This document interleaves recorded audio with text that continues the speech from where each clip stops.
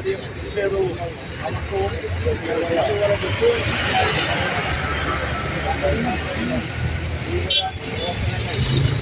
ഒരു പരിധിവരെ സർക്കാർ അധികാരത്തിൽ വന്നതിന് ശേഷം കുറച്ച്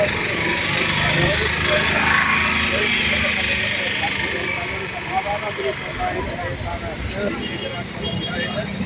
ആ ഭീകരാക്രമണത്തിലേക്ക് പാർട്ടിയിൽ കൂടെ പറഞ്ഞത്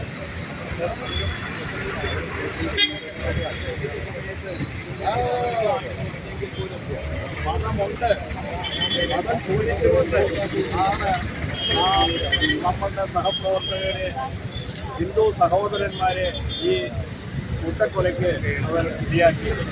ശക്തമായ പ്രതിഷേധമുണ്ട്. നമ്മുടെ സർക്കാർ ശക്തമായ മറുപടി കൊടുക്കും. നമ്മൾ ജനങ്ങൾ, ഭാരതത്തിലെ ദേശസ്നേഹികളും എല്ലാവരും തന്നെ മുഴുവൻ പിന്തുണയും നമ്മളുടെ സർക്കാരിന് കൊടുത്തുകൊണ്ട് ഈ ഭീകരതയ്ക്കെതിരെ നമുക്ക് പോരാടാൻ നമ്മളെല്ലാവരും തയ്യാറാവണം എന്ന് മാത്രം പറഞ്ഞുകൊണ്ട് ഈ മരണപ്പെട്ട നമ്മുടെ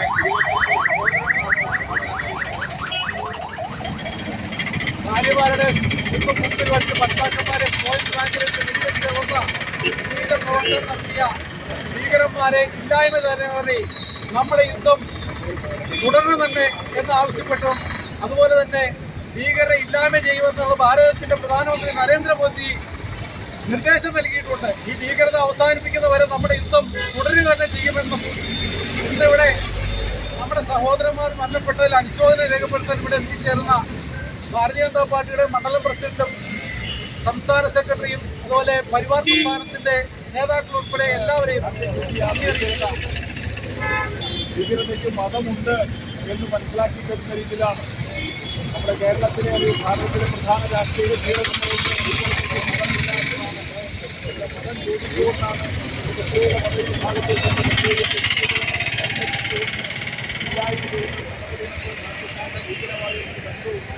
എന്തായാലും ഒരു പ്രത്യേക ആത്മവിശ്വാസം നമ്മൾ നിലനിർത്തുന്നെങ്കിൽ ഇന്ന് എല്ലാ മുസ്ലിം പള്ളിയിൽ നിന്നും പാകിസ്ഥാനെതിരായിട്ടുള്ള പ്രസംഗങ്ങളൊക്കെ കേട്ടു എന്നാണ് ഇപ്പോൾ വൈകുന്നേരമായിട്ട് പത്രങ്ങളൊക്കെ റിപ്പോർട്ട് ചെയ്യുന്നത്. എന്തായാലും സംഭവം മന്ത്രിമാരൊക്കെ തിരിച്ചെത്തിയിട്ടുണ്ട്. അമിത്ഷാ സംഭവ സ്ഥലത്ത് ശക്തമായ നടപടി ഉണ്ടാകുമെന്ന് പ്രതീക്ഷിക്കാം.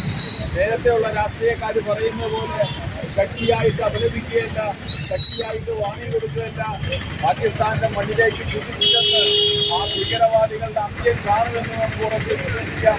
നമ്മുടെ ഭാരതത്തിന്റെ ധീരരായ നേതാക്കന്മാർ നമുക്ക് പ്രതീക്ഷിക്കാമെന്ന് പ്രതീക്ഷിക്കുന്നു.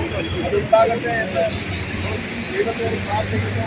ഏതായാലും ജീവൻ പിടിഞ്ഞ ആ ധീരരായ ഭാരതീയരായിട്ടുള്ള 28 പേർക്ക് 29 പേർക്ക് നമ്മൾ അനുശോചനം രേഖപ്പെടുത്തിക്കൊണ്ട് ഞാൻ എൻ്റെ വാക്കുകൾ അവസാനിപ്പിക്കുകയാണ്. വന്ദേ മാതരം.